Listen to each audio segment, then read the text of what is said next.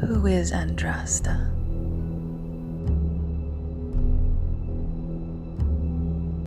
Many who know of the great warrior queen, Boudica, may have heard of the goddess Andraste.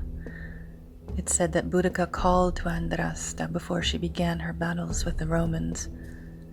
I thank you, Andraste, and call upon you as a woman speaking to a woman. I beg you for victory and preservation of liberty. In this way, Andraste can be seen as a warrior goddess who protects the freedom of her followers and seems to be particularly beneficent for women to call upon. But she is so much more.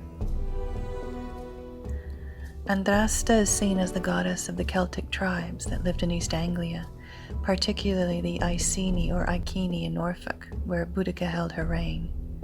She may have also been known by similar names such as Andrade, as depicted in the Forest of Andrade, which is now known as the Weald in southeast England. She may be known as Andarta, who is revered by the Gallic Voconti tribe on the continent. She may also have been known to the Frisians of southwestern Turkey as Andraste, who in turn may be a derivative of the Anatolian mountain goddess said to defend the righteous. This is all that we know historically of this goddess.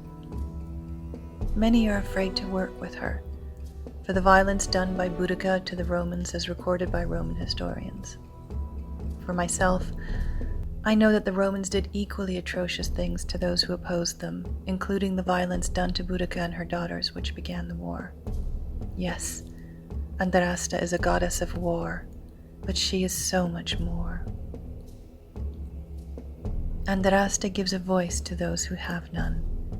She is a lady of sovereignty. Her name means she who has not fallen. She inspires courage and bravery to fight for what is right and to fight for liberty. Freedom is at the heart of her worship. Freedom and sovereignty. Andraste is also a goddess of the land. Her blood and bones make up the eastern coastal territories, all the way down to the Forest of Andrade. She is the heather and gorse on the heathlands, the power of the forests, the waves crashing on the shore. She is gravity and the pull of the dark moon. She is the hawk and the stag, the adder and hare. Though the hare may not have been one of her original animals, she's well known today by that symbol, and as such, as the Lady of Prophecy as well. Her energy is full, heavy, powerful. When I call to her, I can feel her answer in my soul. She is the ultimate powerful feminine energy. She is fierce and scary sometimes, but so am I. She is wild and free, and so am I. She is loving and protective, and so am I. She teaches me how to be sovereign in myself, in my soul.